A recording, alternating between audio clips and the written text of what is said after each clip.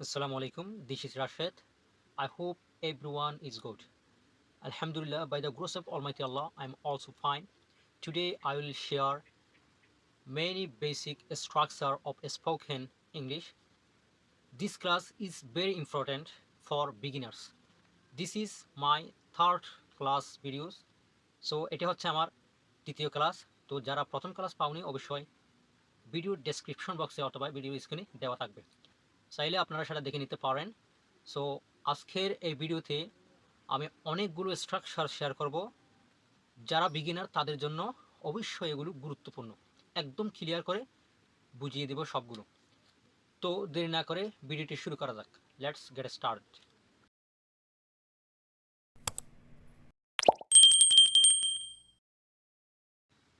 আজকের প্রথম স্ট্রাকচার হচ্ছে ক্যান। ক্যান মানে হচ্ছে পারা বা পারছি। যেমন আই ক্যান, আমি পারি বা পারছি। ইউ ক্যান, তুমি পারো বা তুমি পারছো। হি অর শি ক্যান, সে পারে। দে ক্যান, তারা পারে। উই ক্যান, আমরা পারি। আই ক্যান ডু, আমি করতে পারি। ইউ ক্যান ডু, তুমি করতে পারো। দে ক্যান গো, তারা যেতে পারে। উই ক্যান ইট রাইস, আমরা ভাত খেতে পারি। এভাবে দ্যাটস ইট। প্রশ্ন করার ক্ষেত্রে ক্যানটাকে সাবজেক্টের আগে এনে দিতে হবে। যেমন ক্যান আই গো, আমি কি যেতে পারি। ক্যান ইউ গো, তুমি কি যেতে পারো। That's it. এখন ক্যানের পরিবর্তে আমরা মে ইউজ করতে পারি, তবে মেটা ইউজ করা হয় সাধারণত সম্ভাবনা এবং অনুমতি বোঝাতে। ক্যানের পরিবর্তে মেটাকে ব্যবহার করা হয়। যেমন আই মে কাম, আমি আসতে পারি। ইউ মে গো, তুমি যেতে পারো। হি মে গো, সে যেতে পারে। দে মে গো, তারা যেতে পারে। May I come in sir, আমি কি আসতে পারি স্যার। এখানে অনুমতি বোঝানো হয়েছে। মে আস্ক ওয়াই, আমি কি জিজ্ঞেস করতে পারি কেন। That's it. ইচ্ছে অর্থে মেকেও ব্যবহার করা হয়। যেমন মে ইউ লিভ লং, তুমি দীর্ঘজীবী হও। মে আল্লাহ হেল্প ইউ, আল্লাহ তোমার সহায় হোক। এক্ষেত্রেও কিন্তু মেটাকে ইউজ করা হয়।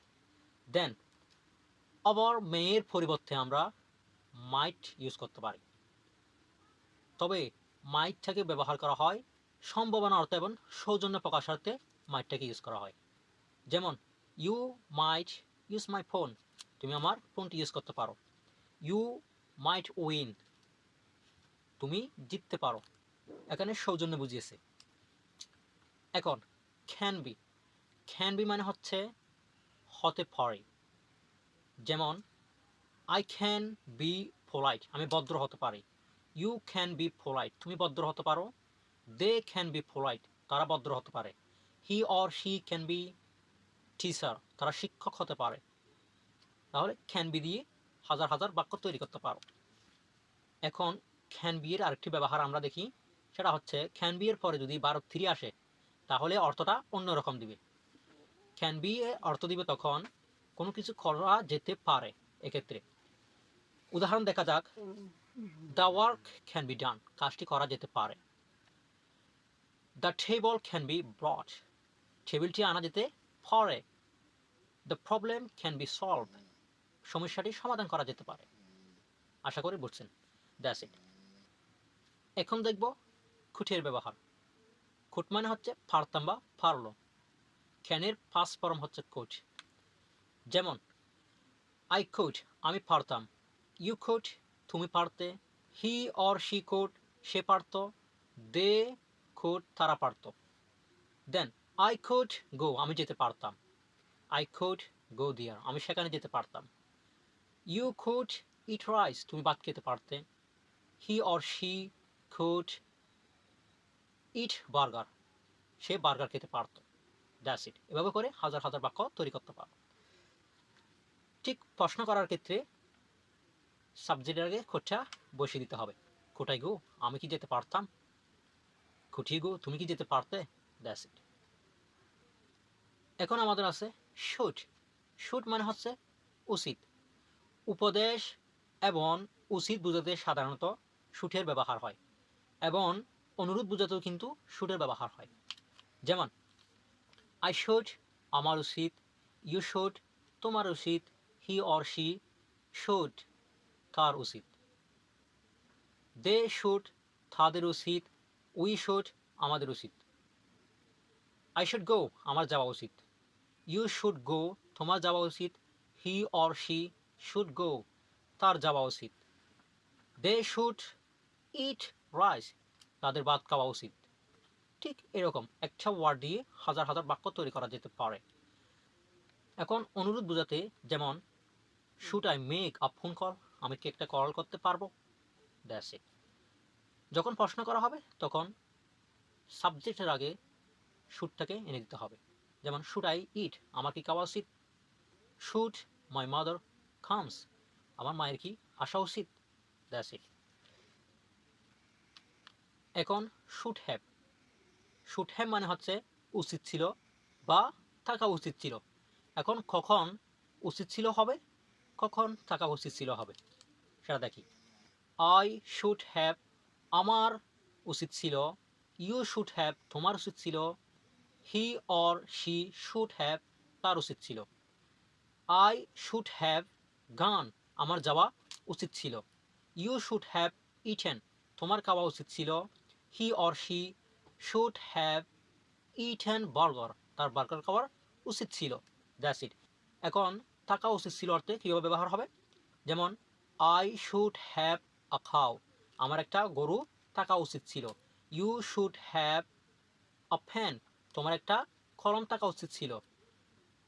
হি or she should have a marker তার একটি মার্কার থাকা উচিত ছিল। That's it. ঠিক এরকম একটা রুলস দিয়ে হাজার হাজার বাক্য তৈরি করা যেতে পারে। এখন দেখব উডের ব্যবহার।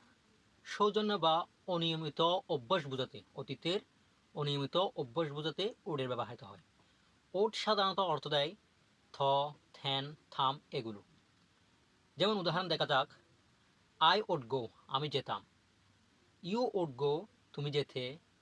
হি অর শি উড গো সে যেত। দে উড গো তারা যেত।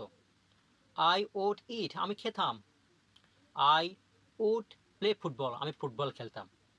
দ্যাটস ইট। এরকম প্রশ্ন করার ক্ষেত্রে উডটাকে সাবজেক্টের আগে এনে দিতে হবে। যেমন উড করিম রাইট করিম কি লিখতো। উড মাদার কাম হিয়ার মা কি এখানে আসতো। That's it. এখন উড বি। উড বি মানে হচ্ছে হতাম। যেমন I would be a king আমি রাজা হতাম। You would be a king তুমি একজন রাজা হতে। They would be a doctor তারা একজন ডক্টর হতো। That's it. এখন দেখব উড হ্যাভের ব্যবহার। উড হ্যাভ মানে হচ্ছে কোনো কিছু করেই ফেলতাম বোঝাতে। যেমন I would have done it by this time আমি এতক্ষণে এটি করে ফেলতাম। You would have told the truth তুমি এতক্ষণে সত্যি কথাটাই বলে ফেলতে। He would have cried by this time সে এতক্ষণে কান্নাই করে ফেলতো।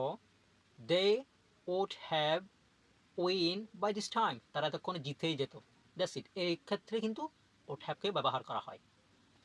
এভাবে করে জাস্ট ভার্বটাকে চেঞ্জ করে সাবজেক্টটাকে চেঞ্জ করে হাজার হাজার বাক্য মেক করা যায়। তো আজকে এতটুকু। ভিডিওটি যদি আপনাদের ভালো লেগে থাকে অবশ্যই চ্যানেলটি সাবস্ক্রাইব করে সাথে থাকবেন যাতে পরবর্তীকালে যেন মিস না হয়। ধন্যবাদ সবাইকে ভিডিওটি পুরোপুরি দেখার জন্য।